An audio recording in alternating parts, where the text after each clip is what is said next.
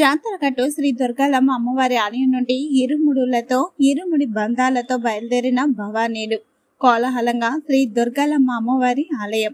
విశాఖపట్నం అతిరవాడ చంద్రపాలెం జాతరగట్టు శ్రీ దుర్గాలమ్మ అమ్మవారి ఆలయంలో దుర్గాదేవి మాలలు ధరించిన భవానీలు ఇరుముడి బంధాలు కట్టుకోవడం జరిగింది.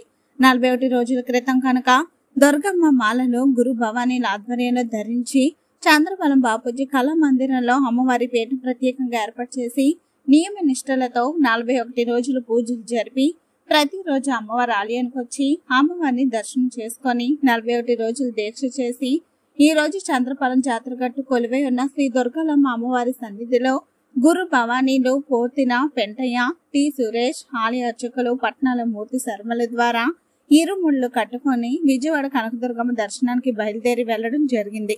ఈ కార్యక్రమంలో ఆలయ కమిటీ సభ్యులు, చంద్రపాలెం గ్రామస్తులు, అధిక సంఖ్యలో భవానీలు, అధిక సంఖ్యలో భక్తులు పాల్గొన్నారు. ఈ రోజు చంద్రపాలెం జాతర గట్టుపై వెలిసి ఉన్న దుర్గాలమ్మ ఆలయంలో చంద్రపాలెం బాపూజీ కళా మందిరం పీఠం భవానీలు ఇరుముడి బంధాలు.